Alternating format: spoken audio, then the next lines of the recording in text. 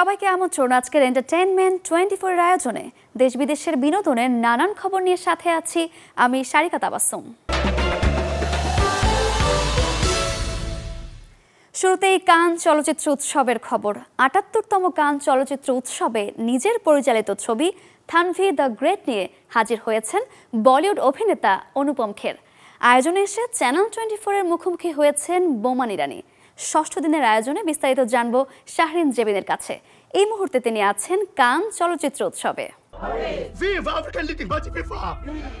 নির্বাচন সংকটে বাবার সাথে সন্তানের বাড়ি ফিরতে না পারার গল্প নিয়ে পরিচালক আকিভানা ডেভিস নির্মাণ করেছেন চলচ্চিত্র মাই ফাদার্স শ্যাডো। ৭৮তম কান চলচ্চিত্র উৎসবের পঞ্চম দিনে প্রদর্শিত হয়েছে নাইজেরিয়ান এই মুভিটি।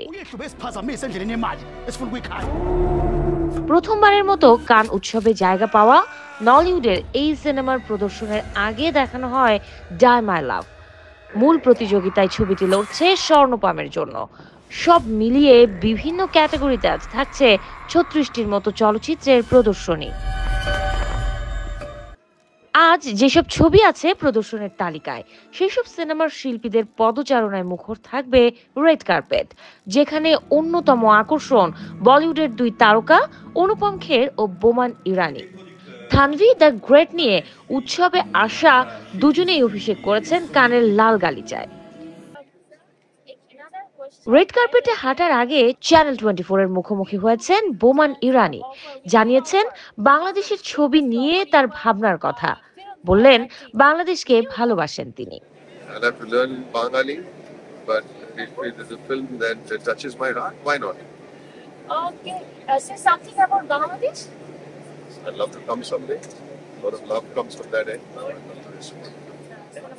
পাক ভারত ইস্যুতে প্রশ্ন করলে কোনো উত্তরই দিতে চাননি বলিউডের জনপ্রিয় এই অভিনেতা।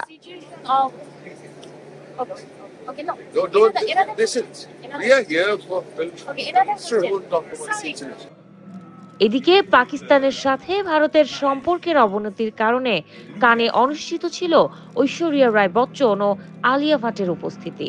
তবে সংকট কাটিয়ে দুজনেই আছেন ফ্রান্সের সাগরপাড়ের শহরে। ভারত পাকিস্তান ইস্যুতে কথা বলতে চাইলে কিছুই জানাতে চাননি বলিউড অভিনেতা বোমান ইরানি। একই ইস্যুতে কান চলচ্চিত্র উৎসবের আসরে অনেকটাই অনিশ্চিত ছিল সাবেক বিশ্ব সুন্দরী ঐশ্বরিয়া রায় এবং আলিয়া ভাটের উপস্থিতি। তবে বর্তমানে পরিস্থিতি কিছুটা শিথিল হওয়াতে ঐশ্বরিয়া রায় আছেন ৭৮তম কান চলচ্চিত্র উৎসবের আসরে, আর আলিয়া ভাট অপেক্ষায় আছেন রেড কার্পেটে অভিষেকের। শাহরিন জেবিন, চ্যানেল 24, কান ফিল্ম ফেস্টিভ্যাল, ফ্রান্স। শাহজালাল আন্তর্জাতিক বিমানবন্দরে আটক হয়েছেন চিত্রনায়িকা নুসরাত ফারিয়া। দেশের বাইরে যাওয়ার পথে তাকে আটক করেছে আইন শৃঙ্খলা বাহিনীর সদস্যরা।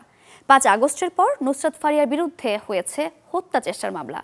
রাজধানীর ভাটারা থানায় সেই হত্যা চেষ্টা মামলার আসামি হওয়ায় দেশের বাইরে যাবার পথে ঢাকার বিমানবন্দরে ইমিগ্রেশনের সময় তাকে আটক করা হয়। সাময়িক জিজ্ঞাসাবাদ শেষে ফারিয়াকে ভাটারা থানা পুলিশের কাছে করা হয় হস্তান্তর। এর আগে গত ২৯ এপ্রিল নুসরাত ফারিয়ার বিরুদ্ধে হত্যা চেষ্টার মামলার বিষয়টি গণমাধ্যমকে নিশ্চিত করেন ভাটারা থানার ভারপ্রাপ্ত কর্মকর্তা ওসি মাজহুরুল ইসলাম। জানা গেছে ২০২৪ সালের বৈষম্য বিরোধী আন্দোলন চলাকালীন রাজধানী ঢাকার ভাটারা থানাধীন এলাকায় হওয়া এক হত্যা চেষ্টা মামলায় আসামি করা হয়েছে অপু বিশ্বাস, আসনা হাবিব ভাবনা ও অভিনেতা জায়েদ খান সহ ১৭ জন শিল্পীকে। মামলায় বৈষম্য বিরোধী আন্দোলনের বিপক্ষে অবস্থান নিয়ে আওয়ামী লীগের অর্থ যোগানদাতা হিসেবে আসামি করা হয় ঢাকাই চলচ্চিত্রের অভিনেত্রী নুসরাত ফারিয়াকে। তাণ্ডব নিয়ে প্রকাশ্যে এলো শাকিব খান, সাথে ছিলেন জয়া আহসান। রায়হান রাফি পরিচালিত সিনেমাটি মুক্তি পাবে আসছে কোরবানির ঈদে। ছবি প্রচারে আজ সকালে প্রকাশ পেয়েছে ১ মিনিট ৪২ সেকেন্ডের একটি টিজার, যেটি নিয়ে প্রশংসায় ভাসছেন এর শিল্পী নির্মাতারা। সহকর্মীদের নিয়ে নিজের ছবি দেখলেন জয়া আহসান। শুক্রবার আলোর মুখ দেখেছে তার অভিনীত প্রযোজিত ছবি জয়া ও শারমিন। মুক্তির পরদিন সন্ধ্যায় হয় সিনেমাটির বিশেষ প্রদর্শনী, যেখানে অতিথি ছিলেন জয়া আহসানের দীর্ঘদিনের সহকর্মীরা। লকডাউনের সময়টায় থমকে গিয়েছিল পুরো বিশ্ব। ঘরবন্দি একটি সম্পর্ক ছিল যার পাশের মতো নীরব। ঢাকা শহরের এক নির্জন বাড়িতে ঠিক এমনই এক সম্পর্কের গল্প বলা হয়েছে জয়া ও শারমিন ছবিতে। ইন্টিমেট রিয়েলিজম কাহিনীকে উপজীব্য করে তৈরি ছবিটিতে শব্দের চাইতেও জোরালো হয়ে উঠেছে চোখের ভাষা, নিঃশ্বাস ওঠানামা আর নীরবতার গভীরতা। শুক্রবার মুক্তির পর শনিবার সন্ধ্যায় হয়েছে জয়া আর শারমিন ছবির বিশেষ প্রদর্শনী, যেখানে উপস্থিত ছিলেন সিনেমার দুই প্রধান চরিত্র জয়া আহসান ও শারমিন। আমরা সবাই ভাবছিলাম যে আমরা আর্টিস্ট হিসেবে ব্লক হয়ে যাচ্ছি, আমরা কাজ করতে পারছিলাম না। তো যখন পিকলু ভাই বললেন যে আমাদের সবার আমরা একটা কাজ করতে চাই, আবার শুরু করতে চাই, একটু একটু করে করতে চাই, সেই আর্টিস্টিক প্র্যাকটিসটা আসলে রাখবার জন্যই আমরা প্রথমত ডিসিশন নিয়ে ছবিটা করব, ফিল্মটা করব, এবং খুবই লিমিটেডভাবে। তো লিমিটেডভাবে যে বিষয়টা লিমিটেড থাকেনি, পরে অনেক বড় আকার হয়ে গেছে, যার জন্য আপনারা দেখতে পাচ্ছেন যে আজকের এই ফুল লেন্থ ফিচার ফিল্ম। আমি বলবো যে প্রত্যেকটি মুহূর্ত আমি এখানে যা ঘটেছে ওটা আমি এক্সপিরিয়েন্স করেছি। নারীদেরও গল্প আছে, যে গল্পটা জানা হয়তো খুব জরুরি, আরও বেশি জরুরি। সেই গল্পের মধ্যে দিয়ে হয়তো এই পৃথিবীটা আরেকটু পরিবর্তিত হতে পারে, আরেকটু নরম হতে পারে, আরেকটু সহানুভূতিশীল হতে পারে। দুই নারী, দুই প্রজন্ম, দুই অভিজ্ঞতা। লকডাউনে নীরব সময় তারা আটকা পড়েন এক ছাদের নিচে। সিনেমাটি দেখে মুগ্ধতার কথা জানালেন আমন্ত্রিতরা। খুবই ভালো লেগেছে এবং আমাদেরকে সেই কষ্টের স্মৃতিতে আবার নিয়ে গেছে আর কি। এই মুভিটা খুব নস্টালজিক হয়ে গেছিলাম, সেই সময়কার সেই ভয়াবহতাটা মনে পড়ছিল আর কি।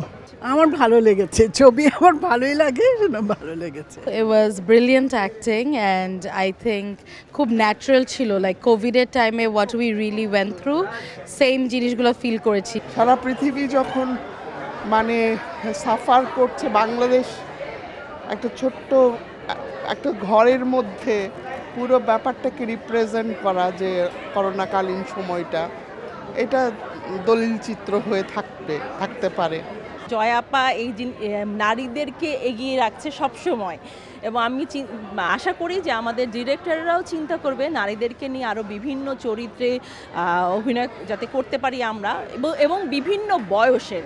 আমরা তখন কত কঠিন একটা দিন পার করে এসেছি, আর কত রকম রেস্ট্রিক্টেড ছিল কথা বলা, ঘরের ভিতরে নিজেরাও কথা বলা, দূরে ডিস্টেন্স মেনটেন করতাম। ভয়, সাহস, বন্ধুত্ব আর হারানোর বেদনার গল্পে নির্মিত জয়া আর শারমিন তুলে ধরেছে মানবিক সম্পর্কের শুকনো টানাপোড়েন। রাশিকা হোসেন, চ্যানেল 24, ঢাকা।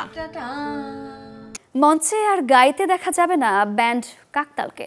4 বছরের সঙ্গীত যাত্রার পর থেমে গেল দলটির পথচলা। সামাজিক যোগাযোগ মাধ্যমে কাকতাল তাদের কার্যক্রম বন্ধের ঘোষণা দিয়েছে। ব্যান্ডের ফেসবুকে দেয়া পোস্টে জানানো হয়, প্রায় 4 বছরের এক দুর্দান্ত যাত্রা ছিল আমাদের।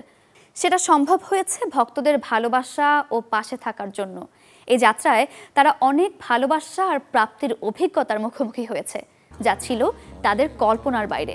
এরপর বিদায়ের কারণ হিসেবে ব্যান্ডটি জানায়, যে শান্তির খোঁজে তারা এই যাত্রা শুরু করেছিল সেটি এখন হারিয়ে যেতে বসেছে। তাই এখন এই পথ চলার ইতি টানার সময় এসেছে।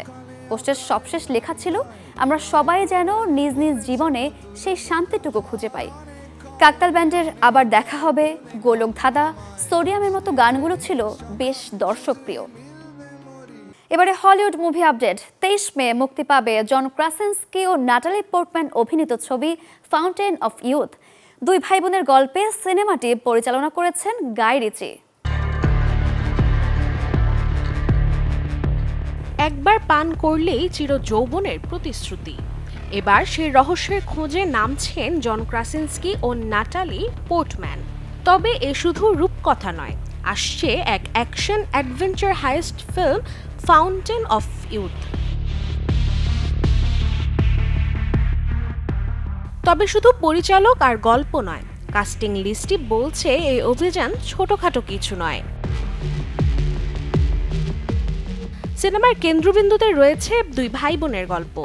বহু বছর ধরে বিচ্ছিন্ন, ভুল বোঝাবুঝিতে ভরা সম্পর্কের মাঝে হঠাৎ এক রহস্যময় সূত্র এসে হাজির ফাউন্টেন অফ ইউথে। চির যৌবনের খোঁজ করতে গিয়ে তারা জড়িয়ে পড়েছেন এক ঝুঁকিপূর্ণ হাইয়েস্টে, যেখানে শুধু গুপ্তধনের জন্য লড়াই নয়, বরং অতীতের ক্ষত আর পারস্পরিক দ্বন্দ্ব মেলে ধরে নিজস্ব জটিলতা। আর এই অভিযানে তাদের সঙ্গী হচ্ছেন এওদ্রা গঞ্জালেজ, ডোমোনাল গ্লিনসন সহ আরও অনেকেই। পরিচালক গাই রিচি, যার নাম শুনলেই চোখের সামনে ভেসে ওঠে স্মার্ট কার্ড, দারুণ ডায়লগ আর দুর্দান্ত চমক।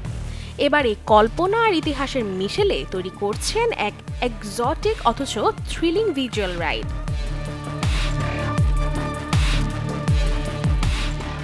তাই সিনেমাটি দেখতে প্রস্তুত হন এবং চোখ রাখুন বড় পর্দায়, কারণ চলতি মাসের 23 তারিখেই মুক্তি পেতে চলেছে সিনেমাটি।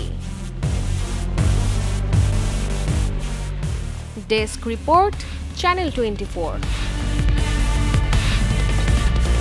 এ ছিল আজকের এন্টারটেইনমেন্ট 24 আয়োজনে। বিনোদনের সব খবর জানতে ভিজিট করুন আমাদের ফেসবুক পেজ এবং ইউটিউব চ্যানেলে। কাল ঠিক একই সময়ে আবারও দেখা হবে। সে পর্যন্ত ভালো থাকুন, সুস্থ থাকুন এবং চ্যানেল 24 এর সাথেই থাকুন।